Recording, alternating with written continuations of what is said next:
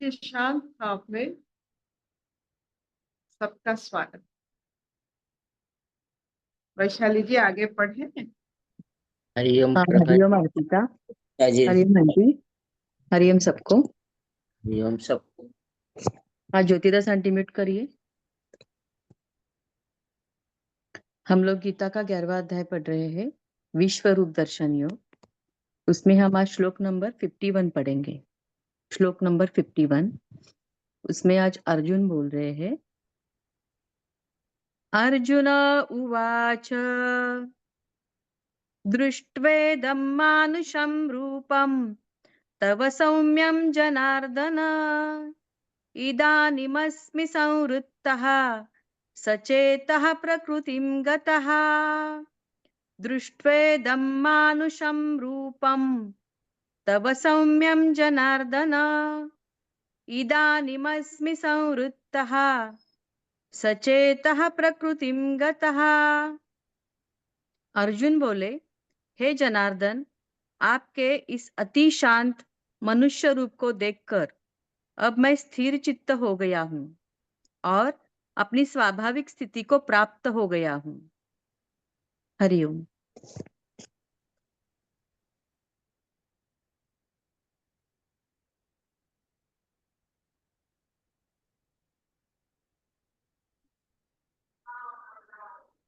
अर्जुन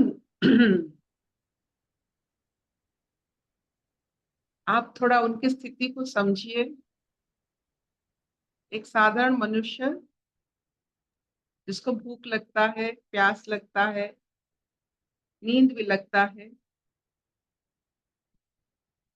वैसे एक साधारण सा मानव जब उसको विश्व रूप की दर्शन होता है, वो अपना मानव गुण, जिसकी वजह से वो मानव है, मनुष्य है, वो एक अलग स्थिति पर चला जाता है जिसमें ना वो मानव रहता, ना उसको पता चलता है कि वो क्या है।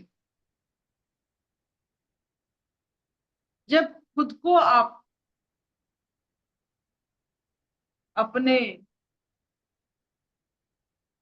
दर्शन के कारण खुद से आप अलग हो जाते हो, जिन्होंने भी हुआ है, जिस वक्त जिस लम्हा पर आपने ये अनुभव किया खुद से अलग हो जाने का, इवन यूर ओवरवेल्म, जैसे आप अपने इष्ट को देखते हो, किसी प्रेमी को देखते हो, किसी अच्छी बात, आप कहीं भी जिससे आप खुद अलग हो जाते हो खुद से, ऐसा स्थिति आपने अगर पाया है, आप जानोगे कि जब आप उस स्थिति पे फिर लौटते हो, you have gone abroad, you are coming back home, वो कैसा लगता है। तो जो अर्जुन जी घर लौट रहे हैं, अपने स्थिति पर, अपने मनुष्य भाव में लौट रहे हैं, उनको अच्छा लग रहा है, कंफर्ट लग रहा है। क्यों? विश्व रूप से अपने सखा का जो प्राकृतिक रूप है उसको देखने के बाद वो प्रकृतिस्थ हो रहे हैं। क्यों? एक इंसान अपने दर्शन में कितना कितना समय तक ये विश्व रूप को झेल सकता है? कभी आपने सोचा है? आपको विश्व रूप अगर दिखाई आपको देगा, आप कितना समय उसको देख सकते हो?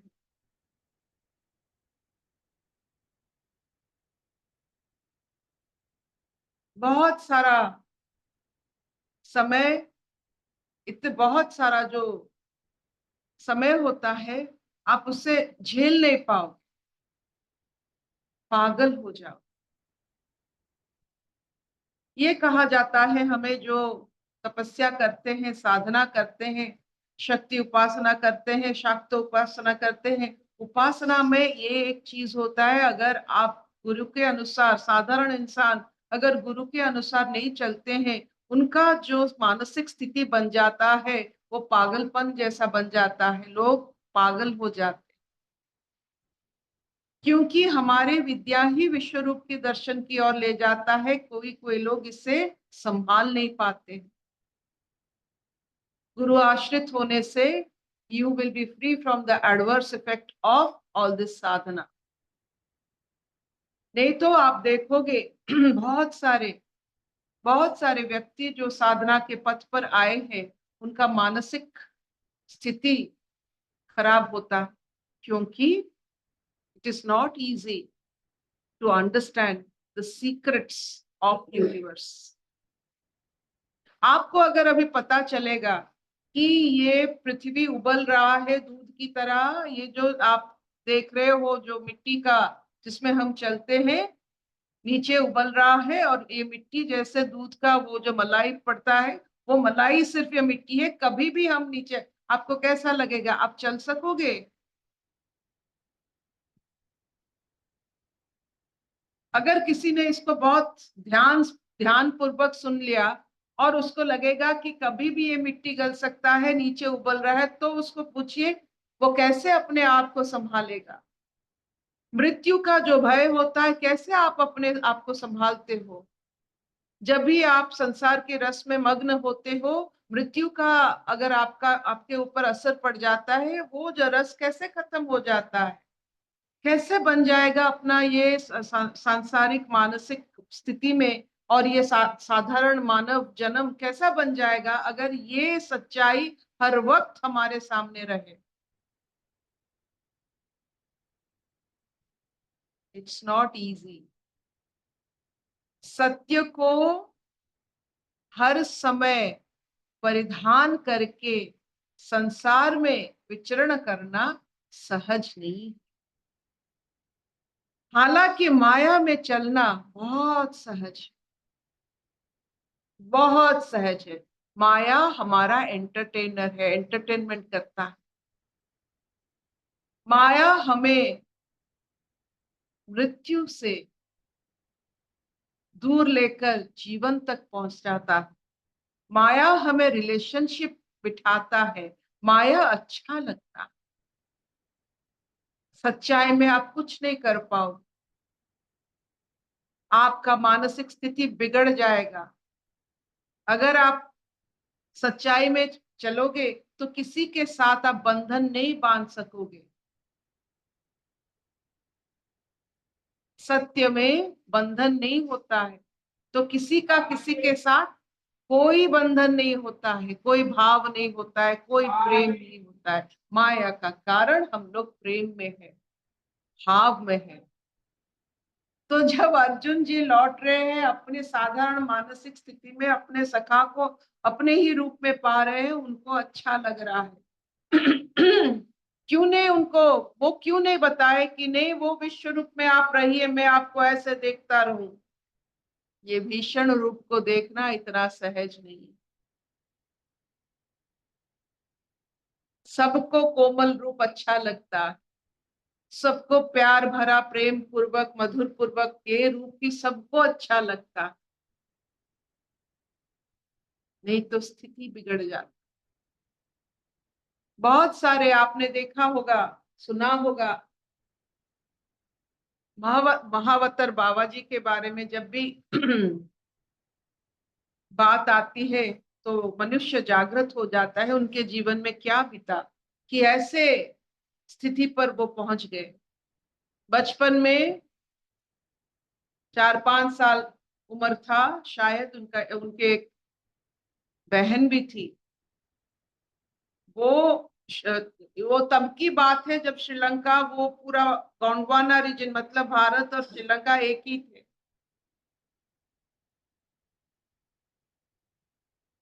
तो एक अपने माता ने, वो गरीब परिवार में थे, अपने माता महाअवतार बाबा जी की माता एक पका हुआ कटहल लाई थी घर में। ये भाई बहन बिना पूछकर वो कटहल बड़े आराम से खा लिए।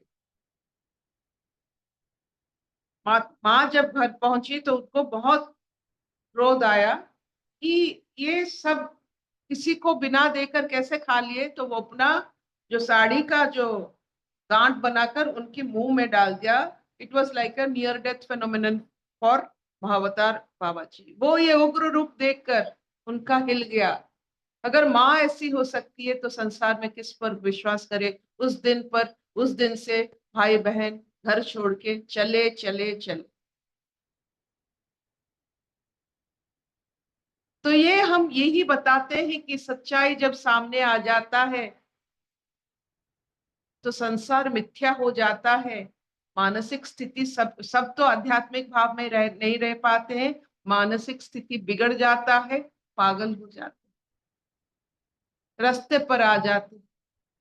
आपने जितने पागलपंथियों को देखा है, ऐसे सत्य को वो हजम नहीं कर पाए।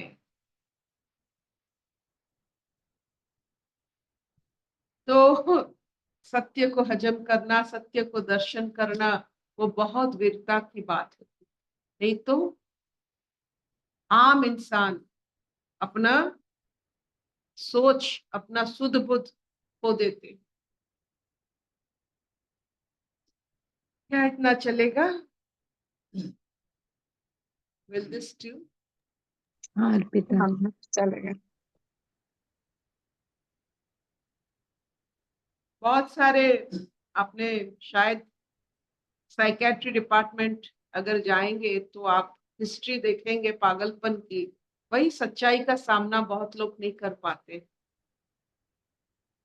एक प्रेमिका को एक प्रेमी ने देख लिया किसी और के साथ, वो हो गया पागलपन, रेल्म शिफ्ट। वो समझ नहीं पा रहा है क्या करे अब। एक पिता ने अपने पुत्र के साथ प्रेम भाव में बिताता था समय, एक पुत्र ने उसको मारने की कोशिश किया, पिता पूरा पागल। ऐसा ही होता है जब आपके सामने सच्चाई आता है, आप उसे कैसे लेते हो बिना पागल बने। ये बहुत बड़ी जो कहते हैं, इट्स अ बिग अचीवमेंट। ये संसार में रहकर आपने अभी तक पागल नहीं बना, ये सबसे बड़ा अचीवमेंट है। ये आध्यात्मिकता है।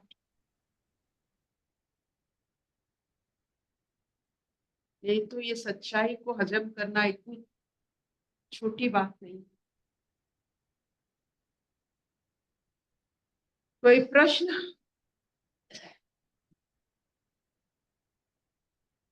कोई प्रश्न?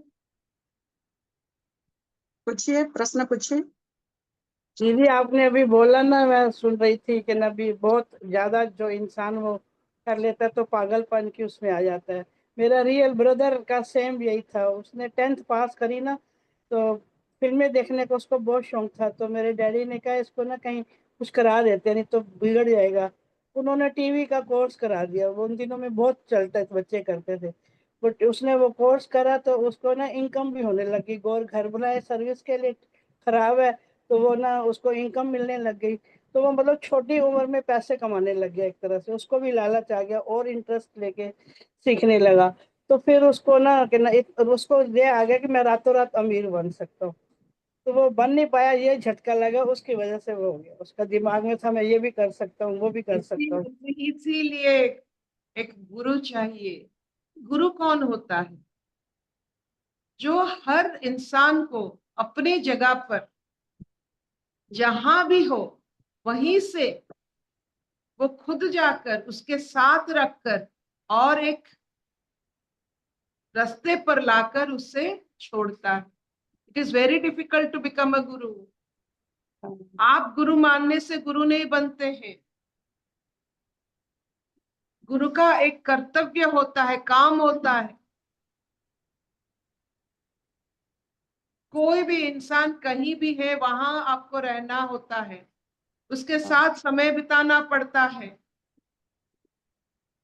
और उसको उसी जगह से लेकर सही जगह में उसको लगाना पड़ता है। बहुत मुश्किल का काम होता है गुरु। It's a very difficult, I would say क्या कहते हैं, ड्यूटी, वेरी डिफिकल्ट ड्यूटी। चाहे डैडी बच्चे ने हो, सोचा, हाँ। चाहे बच्चे हो, चाहे घर की कोई भी हो, कोई इंसान अगर उसके साथ रहता है और उसका बात सुनता है और उसी वहीं से उसको अपने सतपथ पर लेता है, वही गुरुपन होता है। बातों से गुरु नहीं बनते हैं।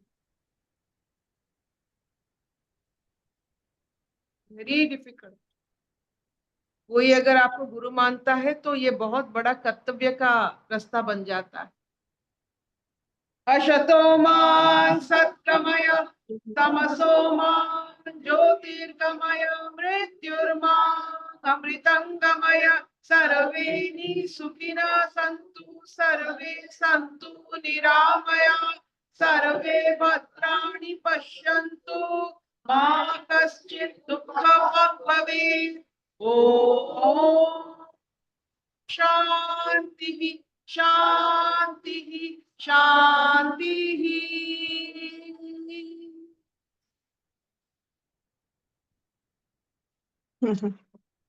Thank you, Mama. Thank you.